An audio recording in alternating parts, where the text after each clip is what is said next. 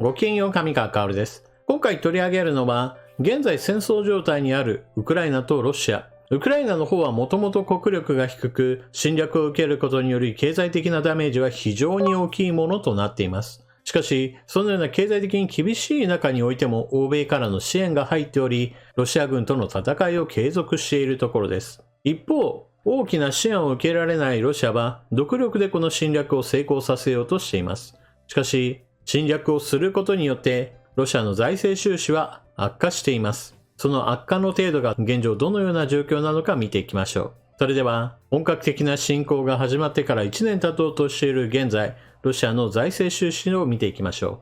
う。ロシア、財政一段と悪化、戦費で支出6割増、原油価格下落。ロシアの財政が一段と悪化している。2023年1月の財政収支は1兆7600億ルーブル、日本円で 3.3 兆円の赤字となった。原油相場の下落で石油収入が減少し、欧米諸国からの経済制裁の影響が顕在化した。長期化するウクライナ侵攻に伴う戦費拡大を賄いきれなくなっている。ロシア財務省が6日発表した1月のロシアの歳入は前年同月比 35% 減の1兆3560億ルーブルだった。石油ガス収入が 46% 減の4260億ルーブルと大きく減少したことが響いた。同省は原油価格の低下と天然ガスの輸出減が影響したと説明した。主要7カ国や欧州連合は2022年12月5日、ロシア産原油の取引価格に上限を設ける制裁を発動した。上限を1バレル60ドルとし、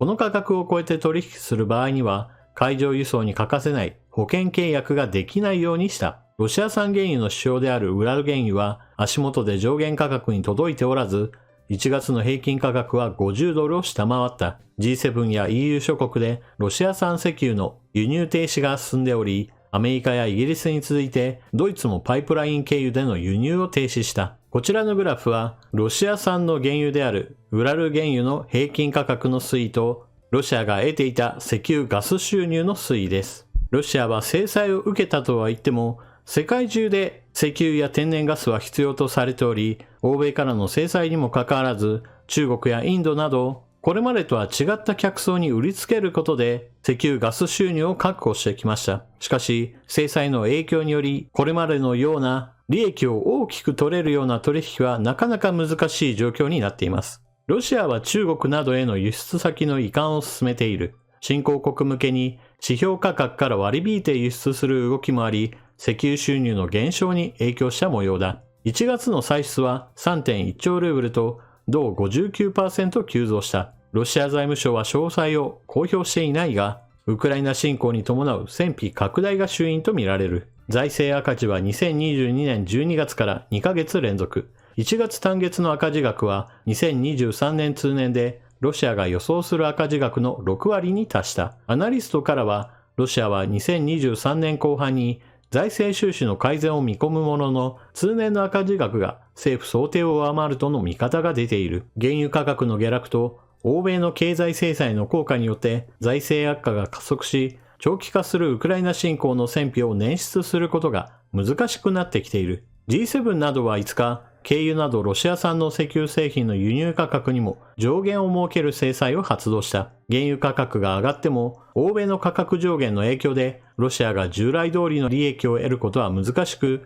国債発行や福祉基金の取り崩しなどで財政がさらに厳しくなる可能性がある。福祉基金の取り崩しの話が出ていたのですが、日経新聞にはその後詳しいことが書いてなかったので、この部分について詳しく書いていた産経新聞の記事を部分的に引用します。インターファックス通信によると、ロシア財務省は赤字を補うため、エネルギー輸出の余剰収益を積み上げてきたロシア国民福祉基金が保有する金約 3.6 トンや中国の人民元を売却した。同基金からの金の売却は初だという。ここで中国の人民元を売却というのは、これは外貨準備における人民元売り、ルーブル買いを行うことによって、市場からルーブルを調達したということです。タス通信によると、今年2月1日時点の同基金の資産残高は約11兆ルーブル、日本円で約20兆円。20兆円もまだお金が残っているのかと思うわけですが、今回紹介した記事の冒頭、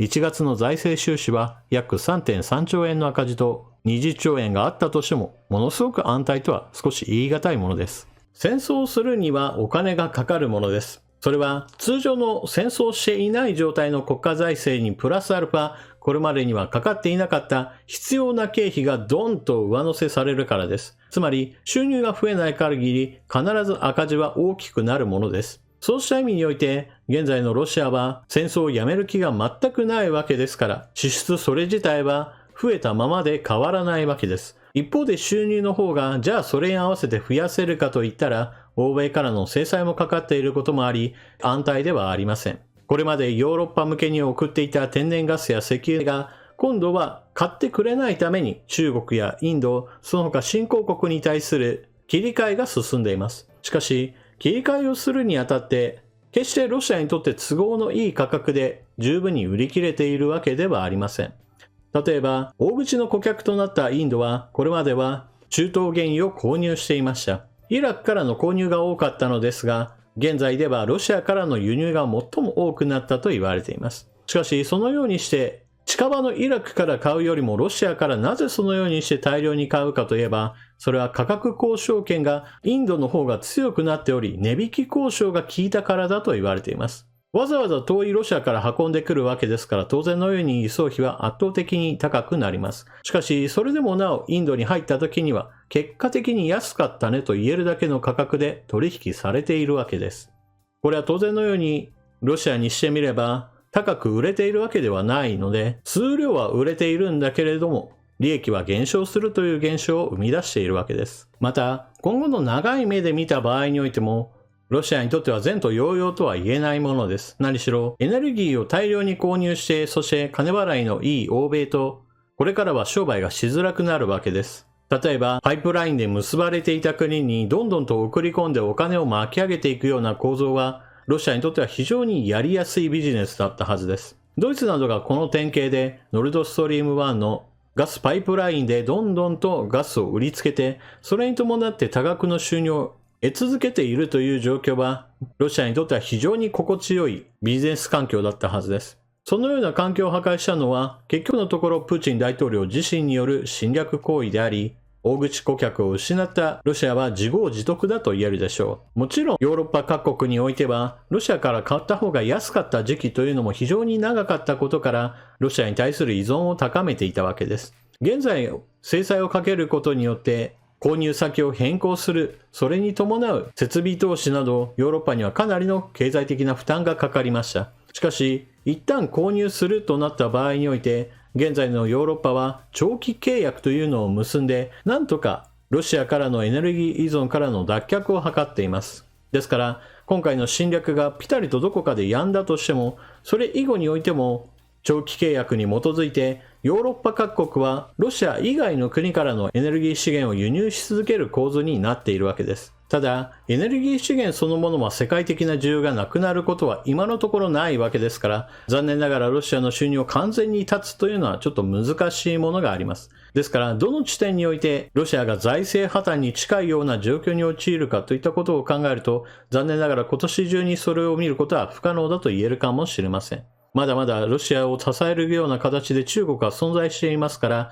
物を売ろうと思えば中国が買ってくれるという状況はまだまだ続いてしまうわけです。しかしこのような構造それ自体は結局のところロシアがどんどんと衰退し中国に主導権を握られるということになるわけですから、プーチン大統領のやっていることはロシアの未来をかなぐり捨ててでも今の戦争に勝とうとしているかなり歪な構造が見えてきます。今回の話の主題は国家というレベルにおける財政収支の話ですが、もっと話を現場に戻して戦場においてもロシア軍のやっていることは兵士たちを使い捨てにするような人海戦術を用いており、そこからもまたやはりプーチン大統領を主体とした場合においては兵士の命などどうでもいいということがよく見えます。つまり彼にとって大事なのはロシアという国家ではなく、彼自身の欲望に基づいた侵略だということもまた現在の状況からは言えると思います。そうした個人の欲望に基づいた戦争行為であるといったことを何とか隠そうとして、現在プーチン大統領がよく口にしている言葉というのは、ヨーロッパやアメリカにおいてナチズムが復活しており、これらナチズムによる侵略を我々は受けている。これをなんとか撃退しなければならない。第二次世界大戦時当時のように。といった具合にして、自分たちが被害者であるというスタンスを取り、ロシア国民たちをなんとか説得しようとしています。今のところは、ロシア国民は、それだったら戦争でどれだけの多くの人たちが亡くなったとしても、第二次世界大戦よりもマシだねぐらいに思っているかもしれません。そのようなまやかしが通じてしまうロシア国民というのは、残念ながら指導者の選択に誤ったとしか言いようがありません。というわけで今回の動画はここまで。最後までご視聴いただきありがとうございました。チャンネル登録していない方はぜひともチャンネル登録していってください。そして動画を見終わったら評価ボタンのクリックをよろしくお願いします。それでは次の動画でまとめにかかりましょう。またね。